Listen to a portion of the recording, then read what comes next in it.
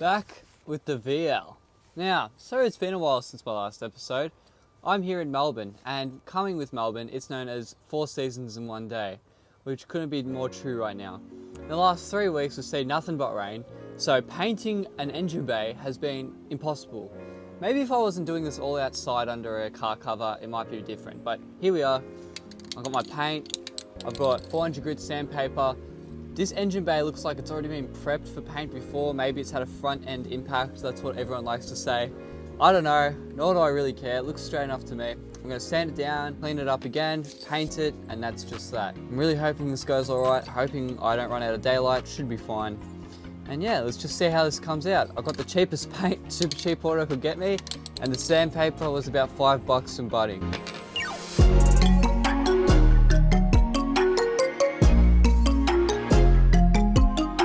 Alright, right off the bat, we can see it is absolutely filthy in here. That's because the car sat for so long. I don't even know how dust gets in the engine bay, but it has. It's just everywhere. And on top of that, all these wires are just absolutely caked with dust as well.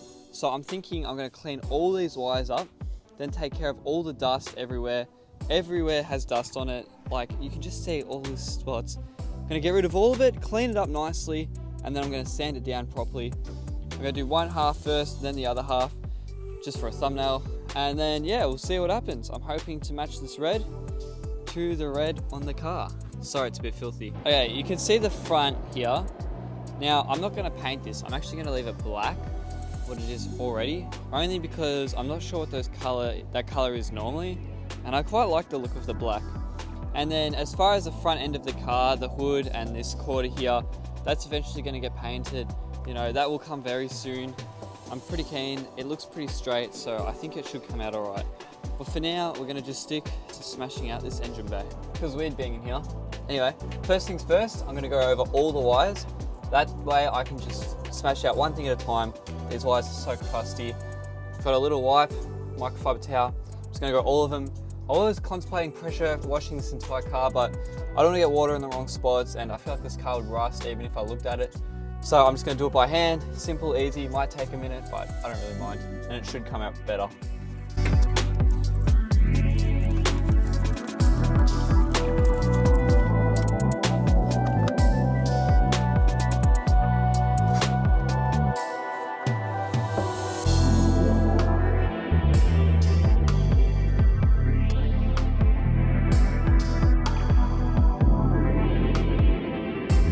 These extra wires here, like the spaghetti, I'm just going to dump all the spaghetti under where the transmission goes. That way it's just out the way, because usually it does sit here, you know, supply electricity to the lights and stuff, but obviously this doesn't have lights or anything at the moment, so there's no need for it to be in the way. So I'm just removing all that shit out of the way. Even like the little lines, I don't even know what this is for, maybe AC or something. I'm just putting it out the way, just clears it all up. You know, there's no point cleaning it really right now. It's a job for another time. You know, just getting it all out of the way. Like, I'm pretty sure this is a throttle cable or to lift the boot up. So I'm just getting rid of it all. Get it out the way, no need. Okay, the only thing I kept around was the fuse box, only because it's connected right here, so I can't actually move it. So I just put it here, out the way. It doesn't really sit still, obviously, but you know, I'll just lift it up when I have to spray around that area. Not a big deal. All right, time to actually wipe the engine bay down. As you can see here, all this, like, it just comes off, like, you know, it's just filth. So I'm going to try and get all this off. I don't know how good a hand rug's going to be, but I guess we'll find out.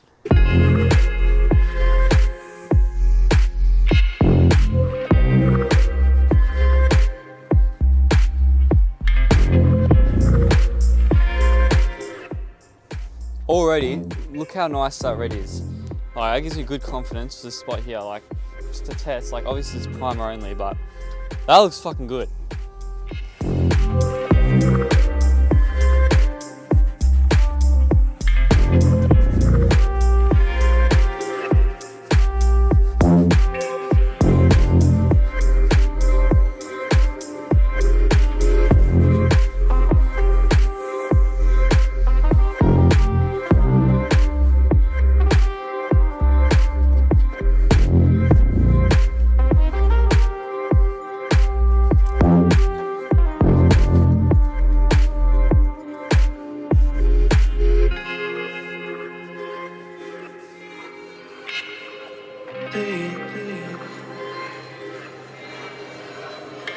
what a difference. I've only done like a quarter of the engine bay, but holy shit, the red under this paint, under the dust is amazing.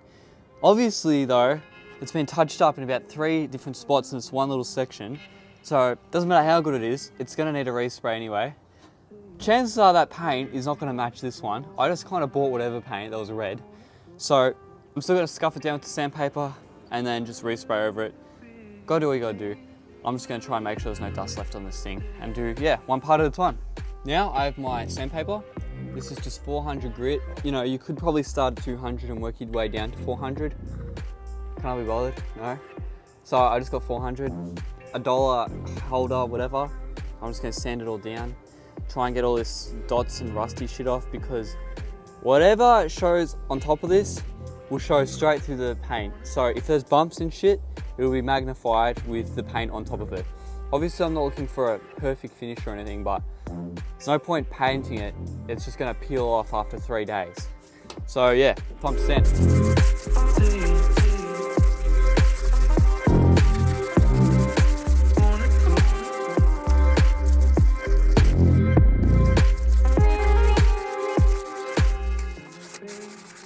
So what happens when you sand shit rust?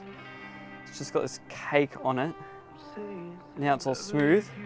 But you know what, it's alright, I got plenty of it, so time for a new one. Also, I just noticed this little thing. Don't know what that is, don't want to fuck with it too much, so I'm just gonna leave it.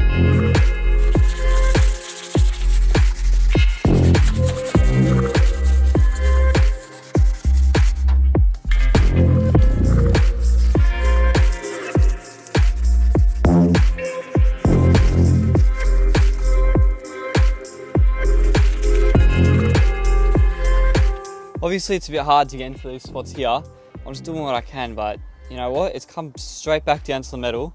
Good sign. All of this shitty rust is coming off. How can we just wipe over it and call it? All right, I just said that we're gonna wipe this down. Completely forgot about this rail here.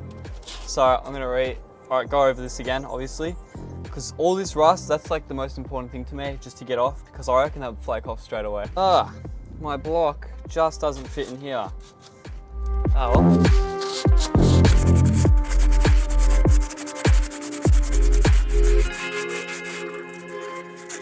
I'm not gonna lie, a lot of shit's coming up in here. I'm not sure if I'm wearing a mask or not.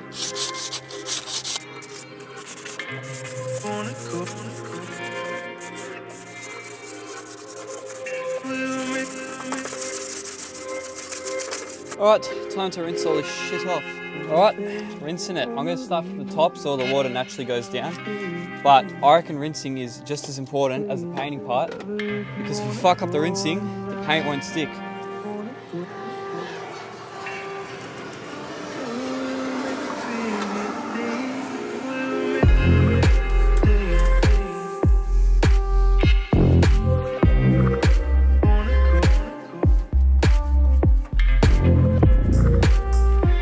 Just looking over it, I reckon that looks, just with a clean, so much better. Obviously it's time now to paint it. It's all nice and dry now. There should be no wetness when painting, obviously. All that you see, that isn't dust. That's just like, I don't even know, but sand it down. Let's hit it. Now, this spot here, where this sits, I'm gonna respray the top and work my way down and just move that accordingly. I don't exactly know how I'm gonna get it, keep it out of the way. I'll work it out. Now, I'm using this paint to spray enamel. Not exactly made for this, but you know, it was 15 bucks or something, and it's red, and this is also red. So that's what I'm gonna use. Generally, you wanna make sure the paint is nice and warm. So you put in like a warm glass or whatever. This one has been sitting in my car for about 6 hours in the sun, so I'm hoping that's warm enough. But yeah, I'm just gonna give it a thorough shake and then spray it and see what comes out. Now, this isn't my first time spray painting with like shit paint. My first ever car, I actually decided to respray from gold to black. It came out terribly, but at least I learnt a valuable lesson.